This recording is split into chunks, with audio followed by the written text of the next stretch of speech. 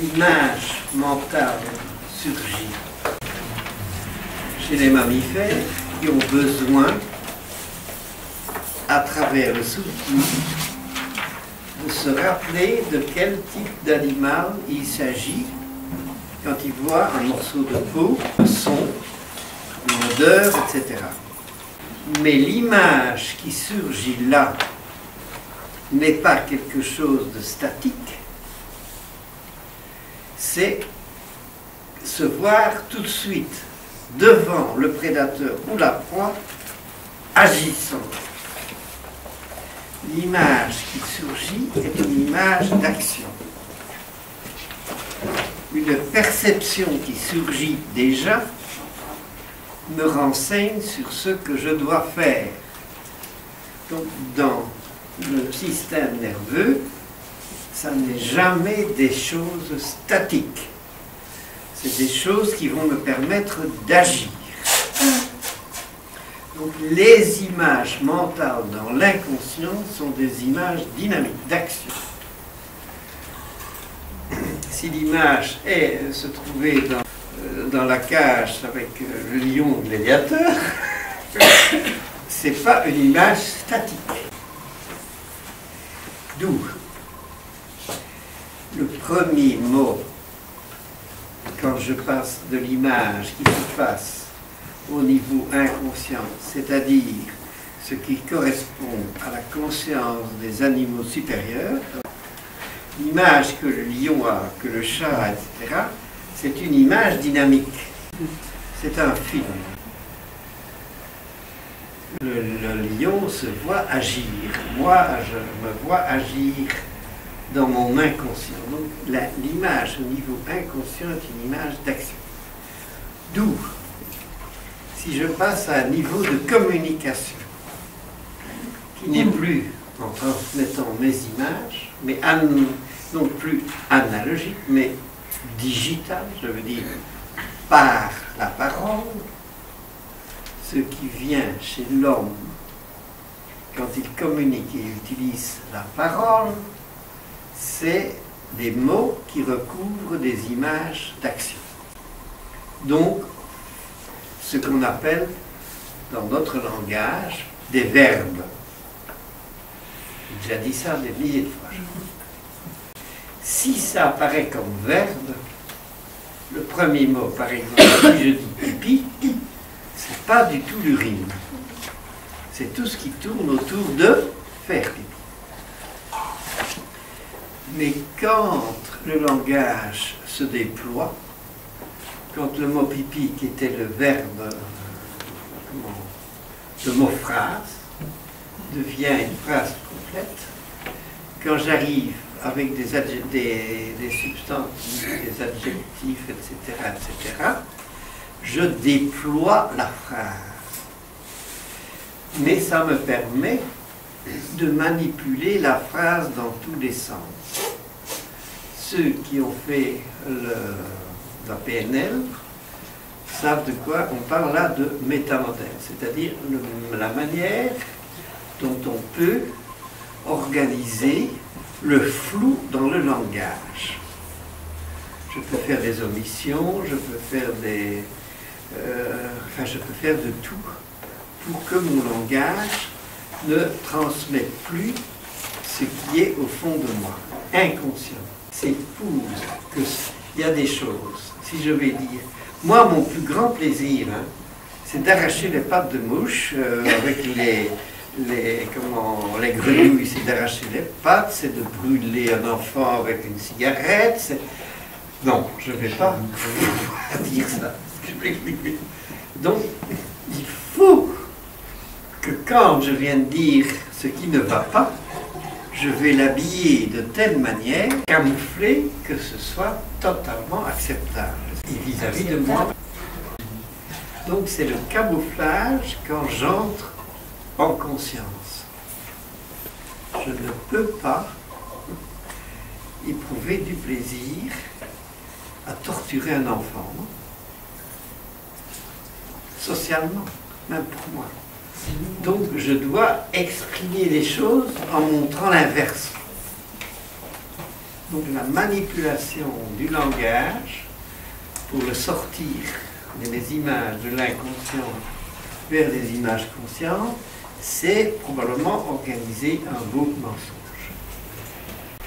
Par conséquent, si quelqu'un vient se plaindre de quelque chose, vous pouvez être sûr qu'il va tout faire pour ne pas vous dire de quoi il retourne.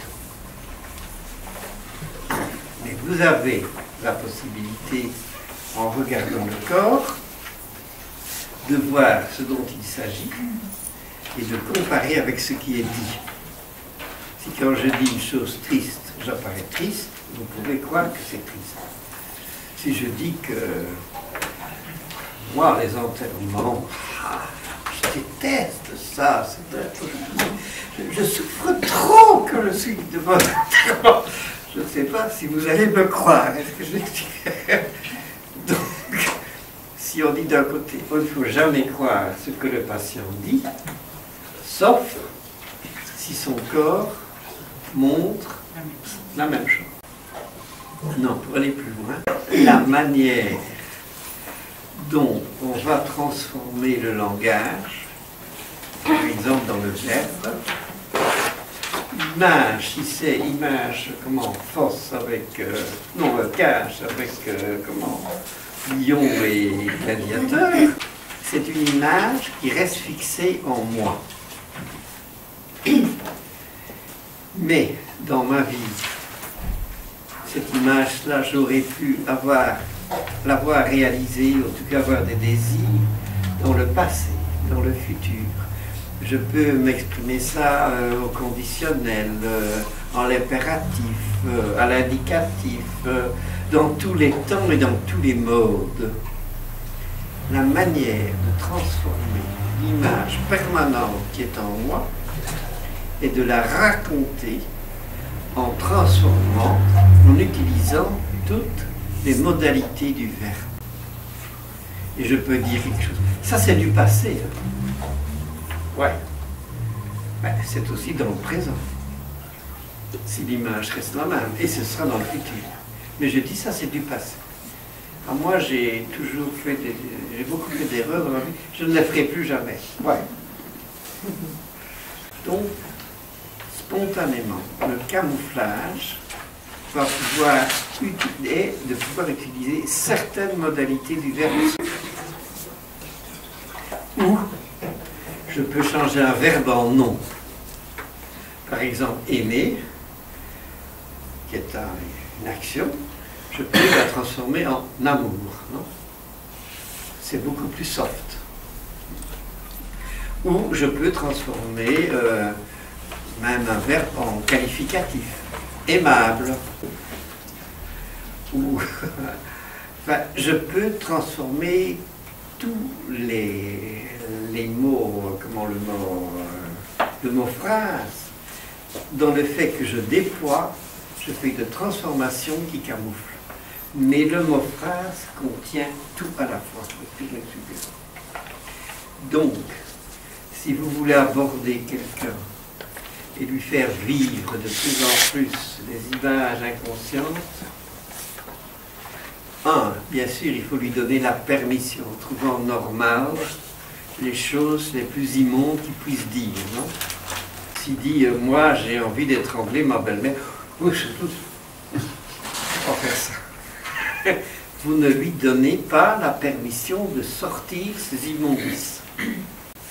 Donc vous devez d'un côté l'accompagner en accueillant toutes les images, même les plus horribles qui viennent, et pour ce faire, le plus simple est de bousculer les mots, les phrases qu'il vient de dire, en les déployant d'une autre façon.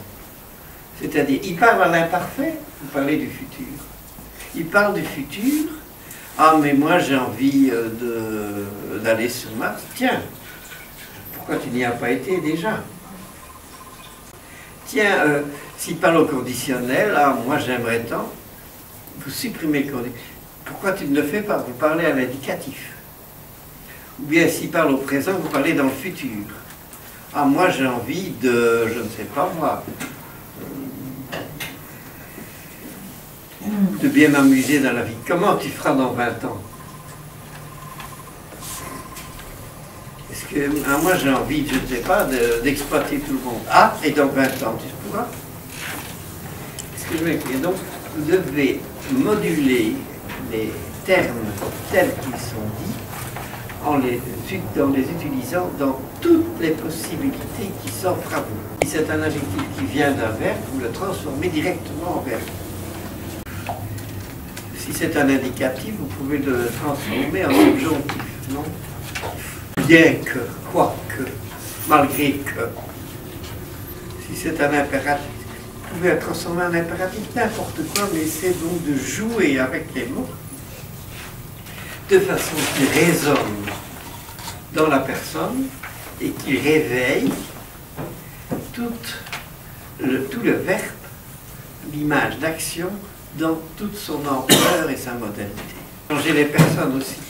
Par exemple, tiens, moi, oui, je prenais du plaisir à tromper ma femme. Tiens, comment tu me trompes, moi, maintenant?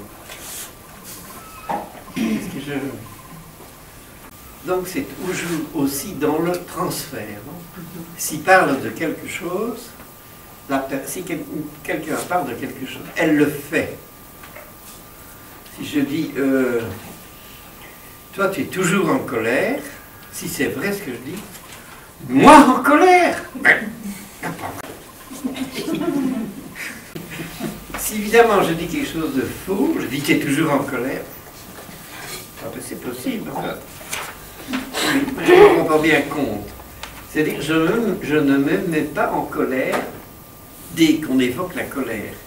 Donc l'assertion de l'autre que je me mets toujours en colère, elle est fausse. Donc si vous avez une idée sur quelque chose, il suffit de le dire. Si c'est vrai, l'autre le montre instantanément. Alors si vous avez dit quelque chose, c'est à côté de la plaque, il faut que ça tombe en plat. Oh ben oui, c'est que ça ne doit pas être vrai. Vous changez de voix. Il n'y a pas de risque. Ce que je veux dire. Si je propose des choses qui ne correspondent à rien chez l'autre, ça tombe à plat. Si ça provoque une réaction, c'est que c'est vrai, c'est que c'est raison. Et alors, il suffit d'y aller encore plus. Si je dis, tiens, ça peut correspondre à ça, que je vois que ça ne répond pas, c'est tout. Si je dis, non, non, non, non, tel prénom, eh bien, il y a ça comme racine, et donc, c'est... Ça, c'est quelque chose. Oui, d'accord. On peut suggérer, en fait. C'est le fait, si c'est léger, si on s'en fout, si on propose ça comme une blague, si ça résonne, hop, on amplifie. Si ça ne résonne pas, on laisse tomber. Mais sinon, c'est du forcing. Je dis bien, il n'y a aucun danger si vous voyez tout de suite la réaction que vous provoquez chez l'autre, vous en tenez compte. Ben, si ça tombe à plat, n'insistez quand même pas. Si ça tombe pas à plat, hop, on ne rate pas du tout le carré. Maintenant, la dernière chose, si je veux vraiment aider quelqu'un qui me dit, moi, je rêve toujours d'étrangler mon voisin, il est probable que chaque fois qu'il ait dit ça, on se soit précipité. Non, non, surtout ne fais pas ça. Non. Donc il est à peu près certain qu'on va l'empêcher d'aller dans ses rêves. Non. Donc il peut y aller, puisqu'il sera protégé, il y a un filet de sécurité. Si vous lui dites, mais non, vas-y carrément, on va te dire, c'est là que plus vous allez loin, plus vous provoquez. Bon, quand même.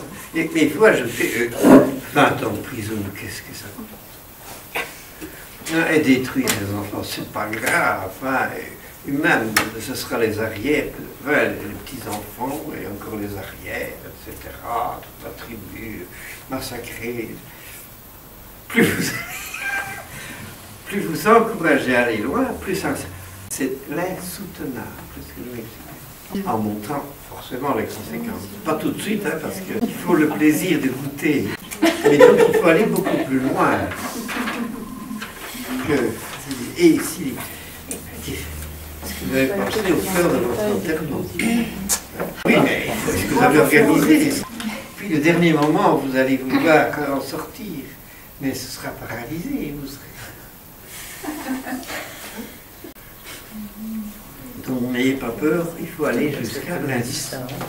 Sinon vous ne provoquez pas le recul et l'abandon. Non, quand même, tuer quelqu'un, 20 ans de prison. Et donc vous pouvez toujours insister sur le rapport. 20 enfin, un plaisir pareil, 20 ans de prison, qu'est-ce que c'est important? Voir ce plaisir de voir éclater la cervelle de l'autre, maculée.